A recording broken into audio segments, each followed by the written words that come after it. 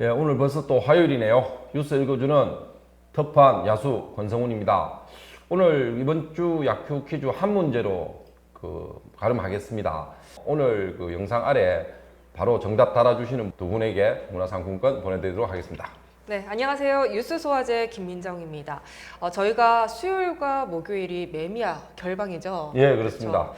네, 아마 이제 토크 20분에 주호영 국회의원의 방송이 될 예정입니다. 여러분 많은 시청 바랍니다. 여러분의 기대와 사랑으로 쑥쑥 성장해가는 매미야 TV가 새로운 도약을 또 준비하고 있습니다. 매미야 TV가 아니라 이제 공식 명칭을 TV 매일신문으로 하겠습니다. 다시 태어나는 TV 매일신문으로 뉴스 두더지와 뉴스 소화제 저희 두 사람 앞으로도 깊이 있는 뉴스, 속 시원한 뉴스 여러분께 전해드리도록 하겠습니다. 많은 관심과 응원 부탁드릴게요. 네, 화요일 오늘은요. 울진 앞바다 지진, 동해안 철렁, 대구 우국문인 추모제, 마스크 8,000장 트럭째 몰고 온 사장님, 보복과 증오의 끝은, 예, 오늘도 4가지 소식 준비했네요. 강원도 동해에서 규모 4.0의 지진이 일어난 지 3일 뒤 울진바다 앞에서 규모 3.8의 지진이 일어났습니다. 이 경주와 포항 지진을 겪은 경북민들은 어느 때보다 불안감이 높을 수밖에 없는데요. 이 문제는 동해바다에서 지진이 늘고 있다는 점 아니겠습니까? 지난해 한반도 지역에서 규모 3 이상의 지진은 총 5차례로 포항 지진의 여진으로 평가된 규모 4.6의 지진 한 차례를 제외하고는 동해에서 발생한 지진은 거의 없었습니다. 반면 올해는 벌써 규모 3 이상의 지진이 5차례나 발생했는데요. 지난 1월 백령도 해역에서 발생한 것을 제외하면 영덕, 포항, 동해, 울진 등 동해안에서 일어난 것이 특징입니다. 그래서 경북 동해안에 사는 지역민들의 지진 공포가 조금 확산되고 있는데요. 규모 5 정도 나면은 좀 보통 피해가 또 많이 우려되고 있습니다. 네, 이번 지진의 원인은 아직 규명되지 않았습니다만 전문가들은 앞으로 동해 해역에서 지진, 해일을 일으킬 규모 6에서 7 수준의 지진이 발생할 가능성이 높다고 전망하던데요. 아니, 왜 동해상에서 지진이 잇따르는 걸까요? 예, 동해 해역은 삼면이 바다로 둘러싸인 우리나라에서 지진 해일 발생 가능성이 가장 높은 것으로 꼽히고 있습니다. 지진 해일 발생 조건을 두루 갖추고 있는데요. 전문가들은 규모 6 이상 지진, 수심 1,000m급 깊이, 그리고 수직 단층 운동 등 이 3가지를 지진 해일의 주요 원인으로 꼽고 있습니다. 그리고 최근 4 규모 이상의 지진이 빈번한 동해 지역은 2016년 울산 앞바다에서 발생한 규모 5.0 지진에서 볼 수 있듯이 규모 6에서 7의 대규모 지진도 얼마든지 생길 수 있다는 그런 전문가들의 지적이 나오고요. 환태평양 조산대가 일본을 끼고 있는데 동해도 그게 영향을 조금 받진 않을까 생각돼 봅니다. 네, 이 전문가들은 이번 지진을 계기로 철저한 대비가 필요하다고 지적하고 있죠. 예, 동해에서 지진이 잇따르고 있지만 해제에서 살아 꿈틀거리는 활성단층 연구도 좀 사실은 기술이나 이런 문제로 좀 더딘 상황이고요. 지진 규모를 정확하게 예측하려면 해당 지역의 구조적 위치나 단층 규모, 발생 빈도 등 데이터가 필요한데 내륙 단층 조사가 시급해 바닷속까지 들여다보기는 사실은 힘든 상황입니다. 활성단층 여부를 확인하려면 퇴적층을 정밀하게 들여다보고는 탐사를 해야 하는데 육상보다 훨씬 많은 비용이 드는 것도 문제입니다. 지진을 예측하기 위해서는 장기간의 데이터 축적이 필수인데 이번 동해 울진 지진을 계기로 지속적인 사업비 확보가 필요해 보이는데 참 걱정입니다. 그렇죠. 이 동해안 지진 해일 발생을 가정한 피해 예방 대책 재점검도 필요하다는 지적도 있습니다. 또한 해안 지역의 해일 경보를 실제 울리고 주민이 대피소까지 이동해보며 문제점을 살피는 등 실효성 있는 대책 마련이 필요하다는 의견도 이참에 되새겨 봐야겠습니다. 예, 그렇습니다. 울진에 자리한 한울 원전의 안전에 대해서도 관심이 모아졌는데 이번 지진의 진앙지와 한울 원자력 본부와의 거리가 약 50km 정도로 이제 구미 정도 거리 좀 더 되겠네요, 그죠? 대구 구미에 크게 영향을 받지 않은 것으로 알려졌습니다. 다만 동해안 지역 곳곳에는 원자력 발전소가 지금 많지 않습니까?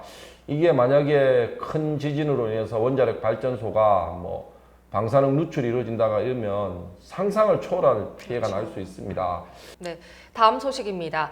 3.1 운동 및 대한민국 임시정부 수립 100주년을 맞아 전국 단위 사업으로 추진하게 된 우국시인 현창 문학재 기념 사업 중 첫 번째 행사가 이번 주 25일에 열린다고 하죠. 목요일 오후 6시 두류공원 인물동산에서 대구 우국문인 추모제가 열리는데요. 이날 행사가 열리는 데는 이유가 있습니다. 일제에서 자주 독립을 기치로 저항했던 대구의 우국 시인, 아주 유명한 분들입니다. 이상화, 현진건, 백기만, 이장희, 동지이자 친구였다는 사실이죠. 공교롭게도 이날 이상화와 현진건이 또 세상을 떠났습니다. 네, 이 4월 추모제를 시작으로 연내 5개 사업이 추진되는데요. 우선 5월에는 우국시인 시전국 낭송대회 상화 문학제가, 6월에는 우국시인 국제학술 세미나, 8월과 11월 두 차례에 걸쳐 우국시인 흔적 찾기 해외 돌아보기 행사를 진행할 계획이라고 합니다. 과거의 그 예술인을 기억하려는 노력은 현재 왕성하게 활동 중인 예술인들을 소개하는 것 못지않게 중요합니다. 이들이 살아온 삶의 궤적이 곧 지역 예술사를 그려나가는 밑그림이 되기 때문이죠. 그래서 이 우국 시인들과 저항 시인들을 추모하는 프로그램, 또 시민들의 많은 참여, 관심이 큰 울림을 주는 거 아닐까 그런 생각이 듭니다. 네. 세 번째 소식은 훈훈한 소식입니다. 이 미세먼지 속에서도 생계 유지를 위해 폐지 줍기에 나설 수밖에 없는 노인들 사연을 접한 지역의 한 업체 대표가 이 마스크 8,000장을 복지시설에 기증했다는 기사가 실려 눈길을 사로잡습니다. 참 좋은 분 같아요. 알려지기 부끄럽다며 인터뷰를 마다했는데 손원배 태명 헬스케어 대표입니다. 800명 분량의 마스크를 직접 트럭에 싣고 대구 중구 행복 나눔의 집을 찾아서 또 한 번 인상 깊은 그 행보를 했는데요. 매일신문의 오랜 구독자라는 그 손 대표는 평소에도 그 기부를 생각했는데 방법을 몰라서 고민하는 중에 본지 보도를 보고 이렇게 해야 되겠다는 생각이 들어서 즉시 행동에 옮겼다고 합니다. 이런 분들 칭찬 많이 그렇죠. 해야 됩니다. 박수 3번. 네, 이 돌이켜보면 나도 주위의 도움을 많이 받아서 지금까지 왔다며 이 넉넉하진 않지만 모든 사람들이 주위를 조금씩이라도 돌아보고 사는 세상이 되었으면 좋겠다는 손원배 대표의 말이 참 뭉클했는데요. 이 작은 것이라도 우리도 실천에 동참하기를 바라며 이 뉴스는 제가 골라봤습니다. 네, 오늘의 마지막 소식은 박병선 논설위원의 보복과 증오의 끝이라는 제목의 계산동 스케치로 골라봤습니다. 정말 많은 생각을 하게 하는 제목입니다. 어떤 내용인가요? 적폐청산, 정의구현, 이게 문재인 정부의 그 기치였는데요. 2년이 지났습니다. 권력이라는 게 양날의 칼이듯이 본인들을 또 베는 거거든요. 그래서 이 박병선 논설위원이 이 안타까움과 이렇게 딜레마적이고 아이러니한 상황을 표현하고 있습니다. 그래서 이게 또 정권이 여전히 보복의 악순환, 집권 세력은 구악을 일소하겠다고 하는 한편 또 이 정치 보복을 하고 있는 겁니다. 그 복수만큼 사실 달콤하고 짜릿한 욕망이 있겠습니까? 이 보복과 정오는 사실 정치에서 영원한 승자가 없습니다. 그렇죠. 칼을 진 자가 내려놓고 악수를 청하는 방법 외에는 없죠. 용서와 화해를 생각하게 하는 계산동 스케치는 29면 오피니언에서 확인하실 수 있습니다. 오늘의 뉴스는 여기까지고요. 이화섭 기자의 내일의 뉴스 이어집니다. 내일인 4월 24일 매일신문에 실릴 주요 뉴스 간단하게 살펴보겠습니다. 대구 중구청이 대구 읍성을 복원해 관광자원화를 추진하려 하지만 현실적 제약이 큰 상황입니다.